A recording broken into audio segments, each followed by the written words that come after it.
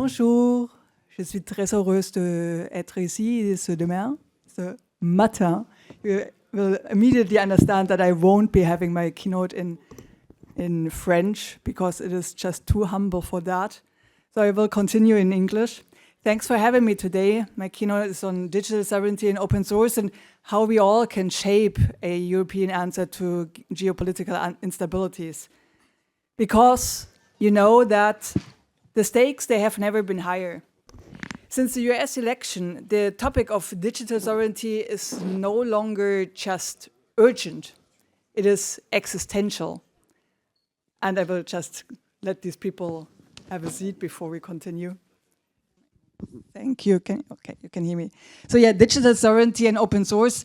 And I would like to talk about shaping a European answer to geopolitical instabilities. Because the stakes have never been higher.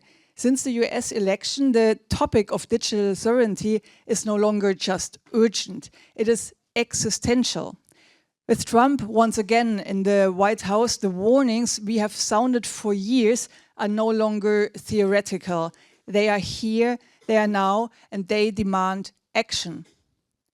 Germany's public administration, and the same is true for most European countries, is dangerously dependent on software. But let me be clear, with Trump back in power, this changes overnight. His record and rhetoric leave no doubt he will not hesitate to exploit Europe's digital dependence to geopolitical leverage. We've seen this playbook before. Russia weaponized our energy dependencies during its assault on Ukraine.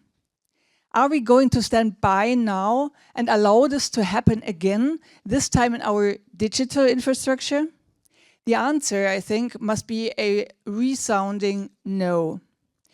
We must act now on that. We must sever these dependencies. We must reclaim our sovereignty.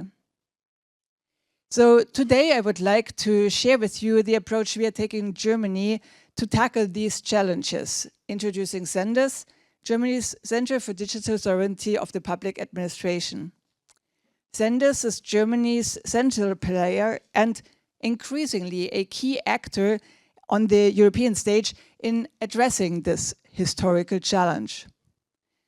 We deliver the digital solutions and the expertise needed for the public sector to quickly overcome dependencies and transition to sustainable alternatives.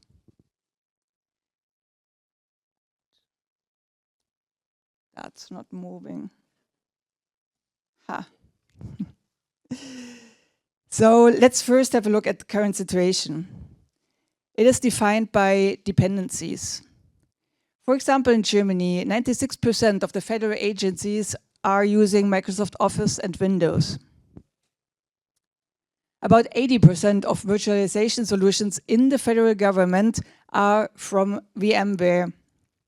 And about 2/3 of federal data is processed using Oracle databases overall. Now, what comes with that is a cost explosion. For example, again in Germany, current IT framework agreements with major suppliers total 13.6 billion, mostly with US-based companies. Just the one agreement with Oracle all alone accounts for 4.6 billion. And these figures don't just represent cost, they represent a massive loss of control.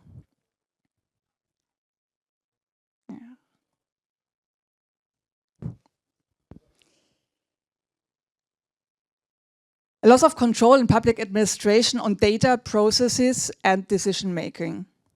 So for example, with services moving into the cloud, the public administration can no longer guarantee the protection of its processes or citizen data in the cloud. Existing solutions in operation can be closed down any day. And we see that the vendor lock-in from American solutions, the vendor lock-in that is coming from American solutions being perceived as the only option, forcing us to accept terms that often fail to meet critical requirements. And then there is the geopolitical leverage. Under Trump, this dependence becomes a vulnerability, a tool to influence, destabilize, and dictate. And the Trump administration will likely exacerbate global destabilization. Now, what is the answer on this? It is for sure digital sovereignty. So I think for us, the path forward is clear. Digital sovereignty is not just a goal, it is a necessity. Our public sector must first have a choice to retain the ability to switch between software solutions seamlessly and to be free to adapt them, to design and control its own IT landscape. And third, to have a voice, to demand influence over the operation of its software and remaining able to act. Now, what's needed for that are user-friendly alternatives with clear exit scenarios and migration paths. It is customizable software solutions adaptable to operational needs, and guidance and expertise to build competence in the public sector and empower it for these transitions. And this is precisely the mission of ZenDiS. Founded in 2020, ZenDiS became operational earlier this year. Now, while still in its early stages as an organization, we are already managing consortia of around 20 providers who collaborate with us to deliver the software solutions and a development platform needed by the public sector. And our key differentiator is in-house procurement, enabling the public sector to quickly break free from dependencies and access alternative solutions without bureaucracy. By providing powerful software alternatives as a competence and service center, we restore the public sector's ability to act independently. We support stakeholders at every federal level in Germany in identifying and adopting alternatives. So the goal is clear: a capable state in a digitally connected world. And at ZenDiS, we enable public administration to free itself from critical dependencies. Now, how do we achieve this? Open source software is our tool of choice. Because open source software meets the expectations of digital sovereignty by first ensuring independence from vendors, enabling the seamless switching between solutions without lock-in, then allowing the public sector to control IT solutions and their operations fully, and third, offering adaptability to tailor the software and its operation to specific needs. Yet, we recognize that support is needed in many areas to give the public sector access to and ensure the successful implementation of open source software. ZenDiS builds the necessary bridges to ensure these transitions succeed. We are the trusted partner from the public sector and for the public sector, providing secure procurement, operations, and capacity building. So our offerings, they are built on 3 pillars: platforms, products, and services. Let's first look at platforms. With open code, we provide a platform that covers the entire software lifecycle and enables interaction at each stage, from identifying and procuring suitable solutions to development and to reuse. This is all done collaboratively across all levels of the public sector. Looking at products, we deliver alternative solutions free from vendor lock-in, tailored to the public sector needs. And services, we offer information, licensing guidance, quality assurance, and support for capacity building in the public sector. But we all know digital sovereignty must not stop at national borders. We need collaborative efforts to build European and global solutions. So now let me share some examples of our take on this collaboration. This year, we have been collaborating with French DINUM, the Direction Interministérielle du Numérique, and we drove collaborative developments of our desktop products, OpenDesk on our side and La Suite on theirs, as part of a joint 100-day challenge. And we are also seeing strong interest of other European administrations for that project. And I think this proves that open source is not just a selling point, but a door opener for collaboration. Politicians and administration across Europe are realizing that there is a true chance to make progress by joining forces. Now, speaking about our internationalization offers around our platform Open Code, let's briefly revisit the open source recommendations on the use of open source software provided by the United Nations.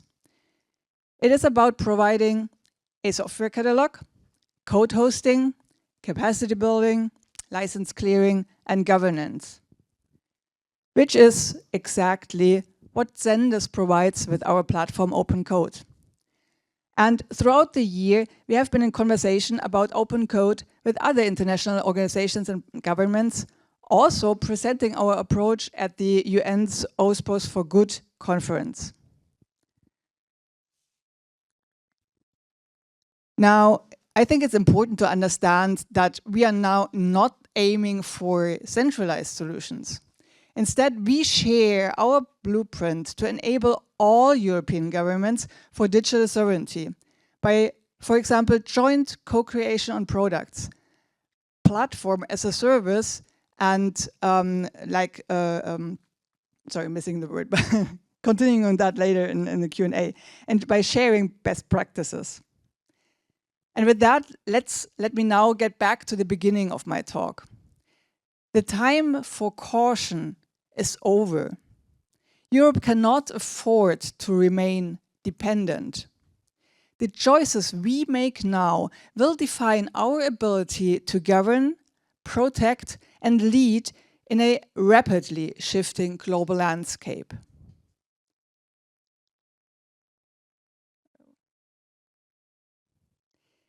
So ZenDiS is ready, and we would love to get on this journey together. Let's build a sovereign digital future. Thanks so much.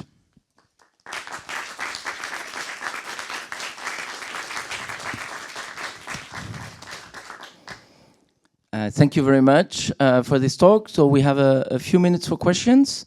Do we have some questions from the audience? Yes, Stéphane?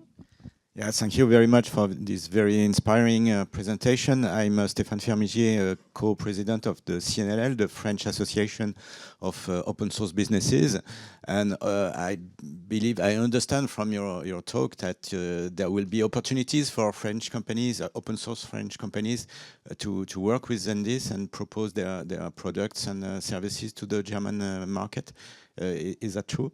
That's absolutely right. So for our product OpenDesk, we are already, as I said, working with a consortium of various providers of open source software. And one of them, for example, is XWiki. So that's already part of our suite. I don't know what that software is. Another question? No? Yes, up, hoop, here. Hi. So, well, we see that the base for this digital sovereignty is open source, and then we need, over time, not only when we are building, but over time we need those software to be built and consumed sustainably, meaning that we need sustainable business models for open source. And being on a company that buys software, and also seeing the talks here, I see that we are still far from having a very mature business open source models, because I think that the companies that sees everyone as vendors, they are not used for paying for something that they see as free. So what do you see is the role of the state in ensuring that we have sustainable business models for open source so that it can sustain this vision for the future of the digital sovereignty based on open source? Thank you. That's a very good question. So I think the main misunderstanding in a wider public is that people think free software is about like free as in beer, not free as in speech. And this is why there is so much need for proper funding models for open source projects. So there are a couple of SMEs across Europe who have managed to build a successful business model. So it is absolutely possible. But on the other hand, there are for sure a lot of projects, especially infrastructure projects, who are just like one or two single developers or maintainers and without sufficient funding. Now, there are a couple of approaches to that, and many of them started with the issues that rose around Log4j, for example, and Heartbleed, and now the XCUtils exploit, because everybody recognized that these projects need proper funding. And for example, I can share that example from the United States with the Open Tech Fund, which is something that is where the government as well is providing money for open source projects. And in Germany, we have something similar, which is the Souveränität Fund. Again, funding projects and trying to make sure we are only at the beginning, but really trying to make sure that this is also plannable funding. So it's not only for a year, it's something where maintainers are paid a proper salary. And I think that's a very good approach. The other way for sure is like procuring software from the state. So I think in the end, procurement is always a more stable and long-term plannable income than only going via the funding route. But I think we need both. Very short questions now, please. I think my question is actually very much follow up on this, but as part of reducing reliance and dependence, there is a lot of private companies, I'm sure in Germany and elsewhere, everywhere, that have similar dependence that you would like probably to be less dependent, and is that part of the plan? So it is something that we already recognize with, for example, our product offering OpenDesk now having launched in October. We see a lot of requests coming both from the private sector as well as like the civic society to also make use of these products. And I think that's definitely also a way to go. Our main focus still at ZenDiS is that we enable and empower the public administration, but this should not exclude like the other sectors. So thank you very much for this enlightening talk with a lot of energy. Indeed, we have to go for action, and I concur with that. We now have a roundtable.